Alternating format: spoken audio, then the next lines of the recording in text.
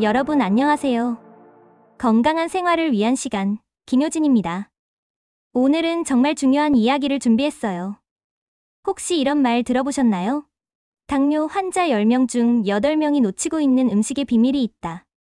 실제로 70세 김 할아버지는 8주 만에 공복혈당을 잡았고 68세 박 할머니는 간식만 바꿔서 3개월 만에 검사 수치가 놀랍게 개선됐습니다. 오늘 제가 소개할 음식 5가지는 모두 과학적 근거가 확실한 것들이에요. 미국 신장협회와 당뇨학회에서 공식 인정한 음식들이고 우리 집 냉장고에 이미 있을 수도 있는 평범한 것들입니다.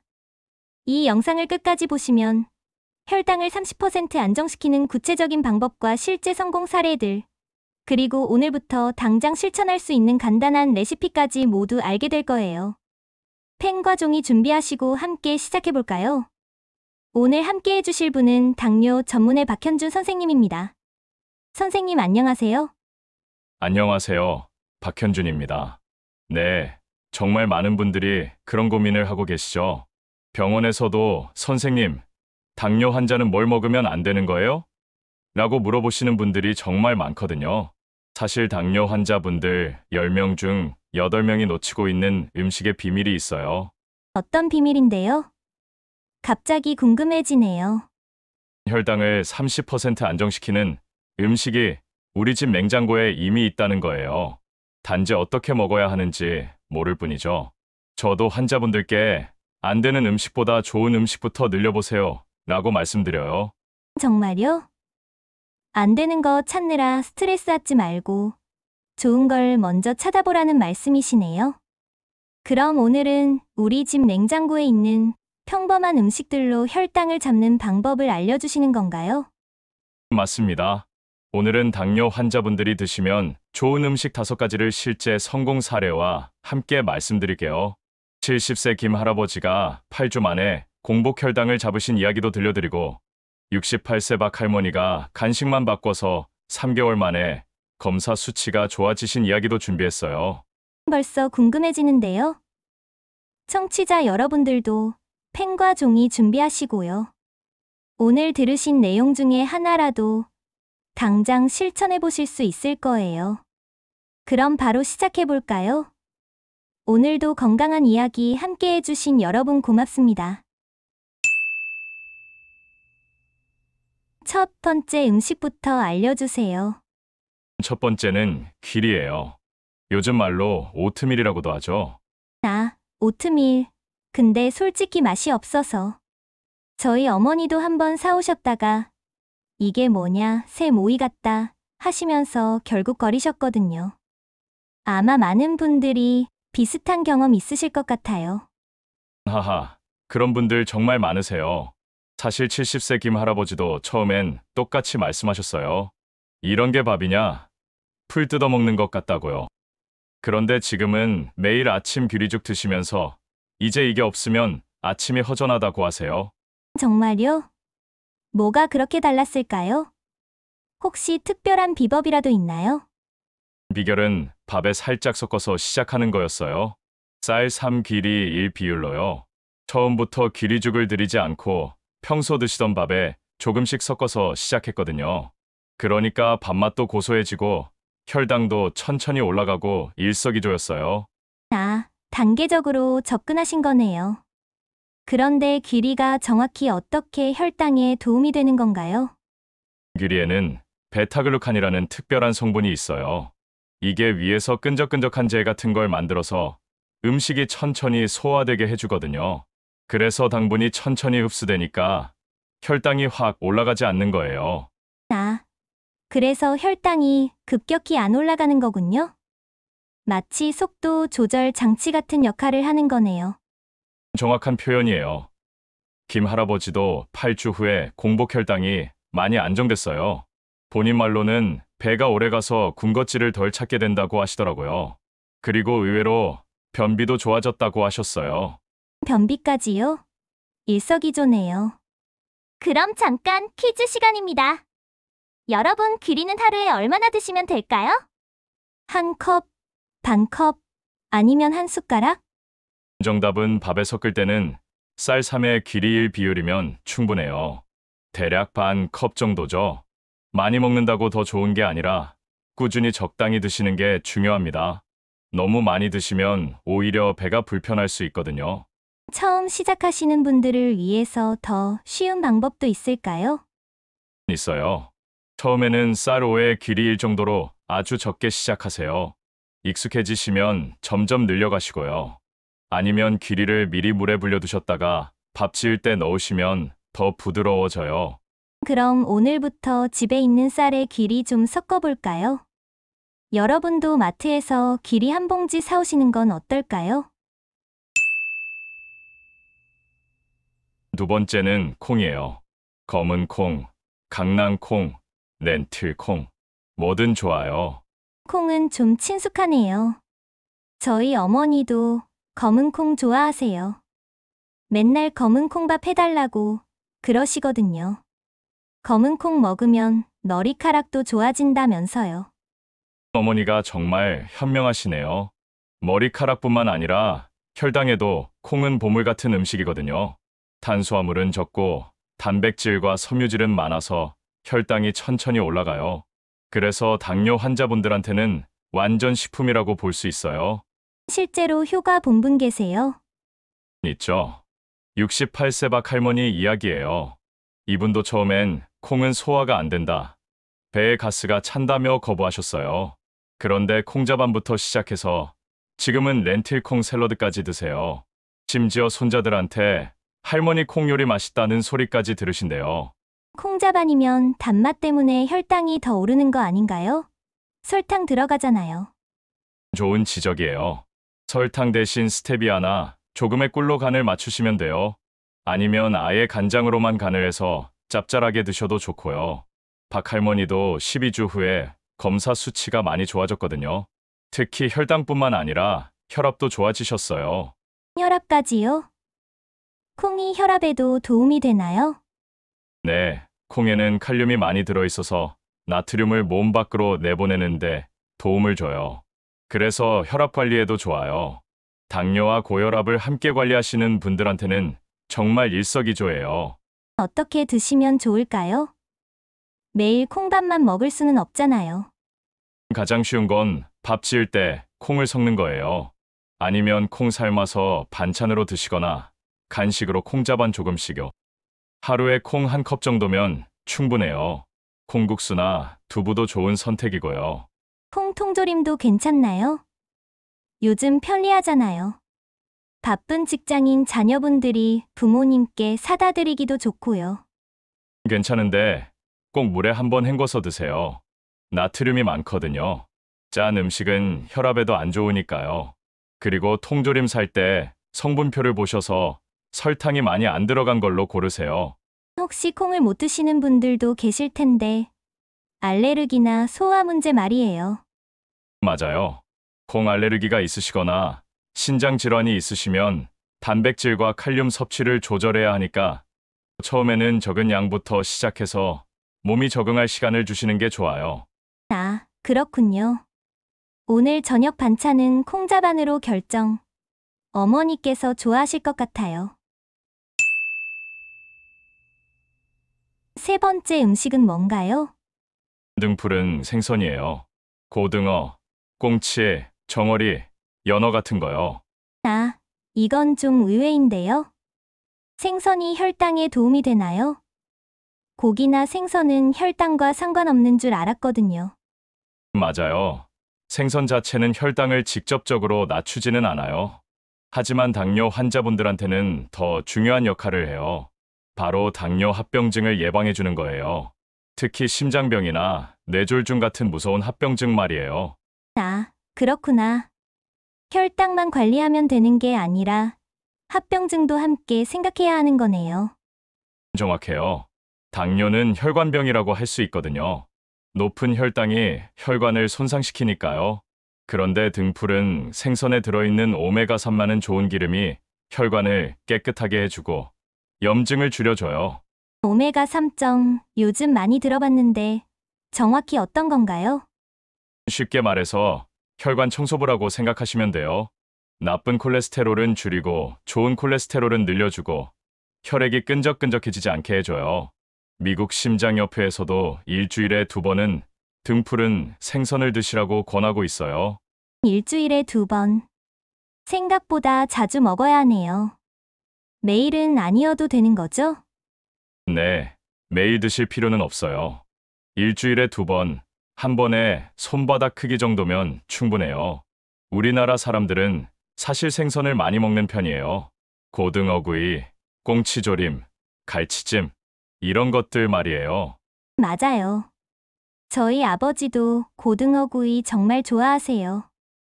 이만한 반찬이 없다고 하시면서 맨날 고등어 사오라고 그러세요. 아버지가 정말 잘하고 계시는 거예요.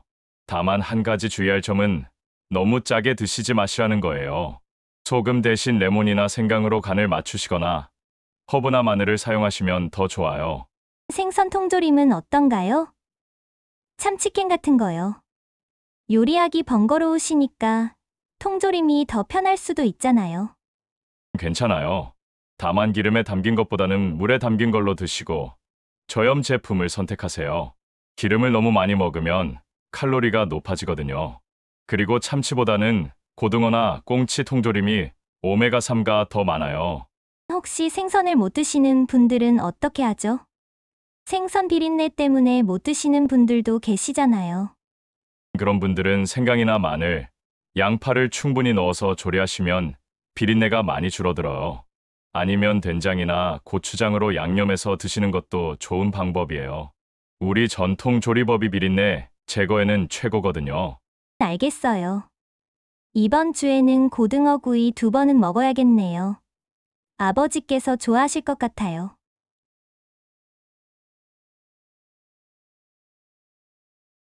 네 번째는 뭔가요?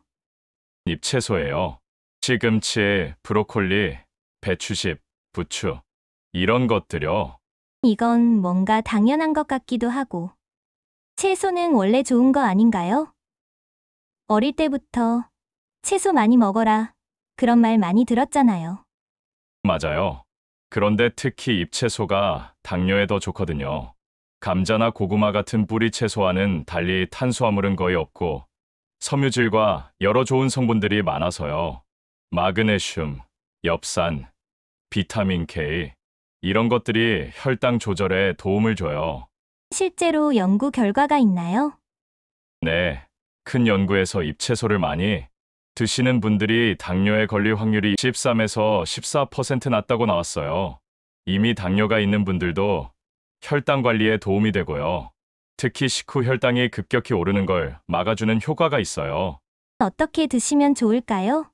생으로요? 익혀서요?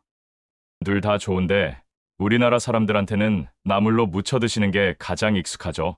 시금치나물, 브로콜리 숙회, 이런 거요. 생으로 드시면 비타민C가 더 많이 보존되고 익혀서 드시면 소화가 더 잘 돼요. 맞아요. 저희 어머니도 매일 나물 하나씩은 꼭 해주세요. 나물 없으면 밥이 안 넘어간다고 하시면서요. 어머니 세대는 정말 나물 많이 드시잖아요. 정말 현명하신 분이네요. 우리 전통 식단이 사실 당뇨 예방에는 최고거든요.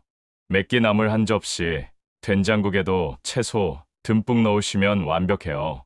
된장에 콩도 좋고 채소도 좋고 일석이조예요. 그런데 요즘 젊은 세대들은 나물을 잘 안 먹잖아요. 좀 더 현대적인 방법은 없을까요? 샐러드로 드셔도 좋아요. 다만 드레싱에 설탕이 많이 들어간 건 피하시고 올리브 오일이나 참기름에 식초, 레몬즙으로 간단하게 드세요. 아니면 쌈채소로 고기 싸먹는 것도 좋은 방법이에요. 그리고 한 가지 팁을 더 드리자면 채소를 먼저 드시고 밥을 드시면 혈당이 더 천천히 올라가요. 그런 방법도 있네요. 식사 순서도 중요한 거군요. 마지막 5번째 음식은 뭔가요? 견과류예요. 호두, 아몬드, 땅콩, 이런 것들이죠. 견과류요? 기름기 많고 칼로리 높은 거 아닌가요? 당뇨 환자는 칼로리 조절해야 한다고 들었는데요. 많이들 그렇게 생각하시는데 사실은 당뇨에 아주 좋은 간식이에요. 탄수화물이 거의 없고 좋은 기름과 단백질이 많거든요. 칼로리는 높지만 조금만 먹어도 포만감이 오래가서 오히려 전체 칼로리를 줄이는 데 도움이 돼요. 정말 혈당에 도움이 되나요? 네, 앞서 말씀드린 68세 박 할머니 사례를 더 자세히 말씀드릴게요. 이분이 오후마다 과자나 떡, 식빵을 드셨는데 무염견과 25g으로 바꾸셨어요. 한 줌 정도 양이죠. 처음에는 이게 무슨 간식이냐고 하셨는데요. 결과는 어땠나요? 2주 후에 놀라운 변화가 있었어요. 오후에 졸린 것도 줄어들고 전체적으로 간식을 덜 찾게 되셨대요. 과자 한 봉지 먹을 때랑 견과 한 줌 먹을 때 포만감이 비교가 안 된다고 하시더라고요. 검사 수치도 좋아졌고요. 견과류는 하루에 몇 개까지 드셔도 될까요?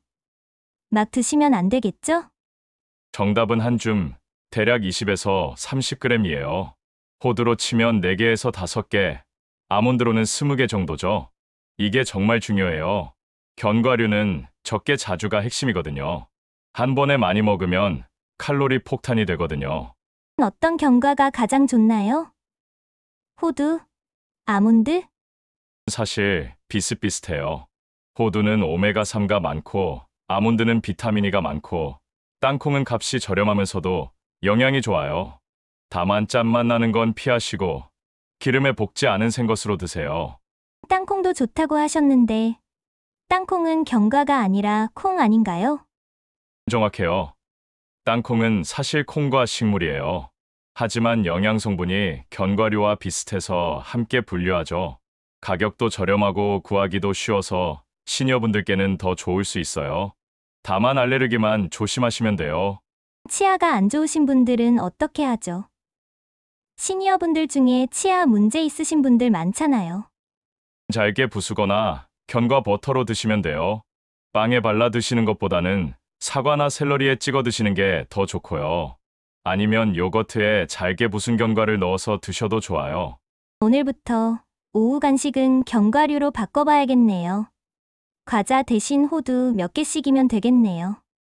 지금까지 5가지 음식을 알아봤는데 청취자분들은 어떻게 들으셨을까요? 여러분은 어떤 음식을 혈당 관리할 때 챙겨 드시나요? 혹시 특별한 비법이나 경험담이 있으시면 댓글로 남겨주세요. 사실 많은 분들이 이런 건 이미 먹고 있는데?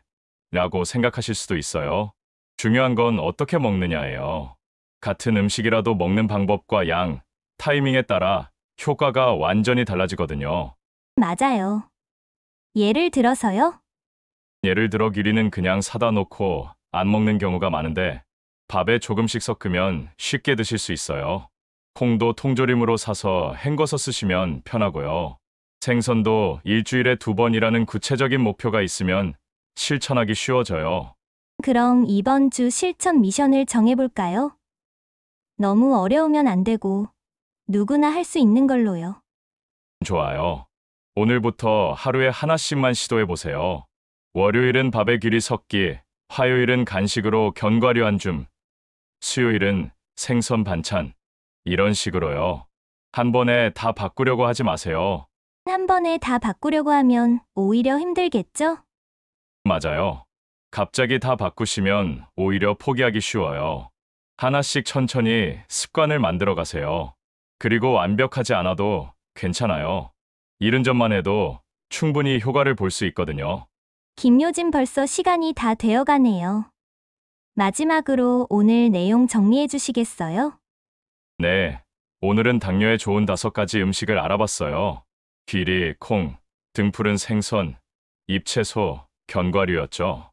모두 우리 주변에서 쉽게 구할 수 있는 음식들이에요. 핵심은 뭐였죠? 핵심은 바꾸기였어요. 흰밥 일부를 귀리로, 과자를 견과류로, 고기 반찬 중 일부를 생선으로 바꾸는 거죠. 완전히 안 먹는 게 아니라 조금씩 바꿔가는 겁니다. 그리고 금지보다는 추가의 관점에서 접근하는 거예요. 그리고 무엇보다 꾸준히 하는 게 중요하겠죠? 맞습니다.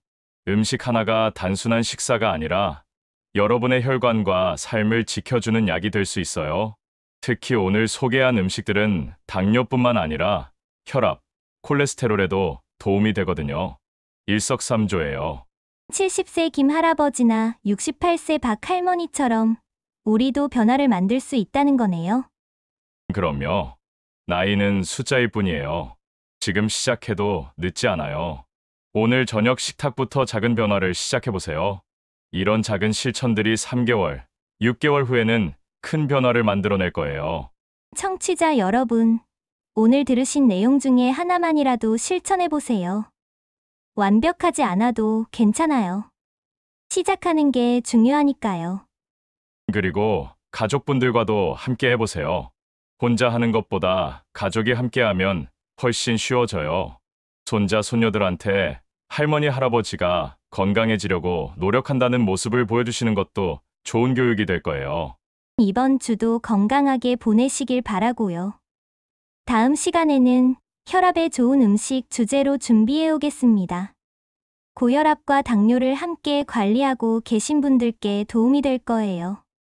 네, 기대해 주세요. 혈압과 당뇨는 때려야 뗄 수 없는 관계거든요. 함께 관리하는 방법 알려드리겠습니다. 오늘도 함께 해주신 여러분, 정말 고맙습니다. 네, 건강한 하루 되세요. 지금까지 김효진, 박현준 선생님과 함께한 건강 코너였습니다. 안녕히 계세요.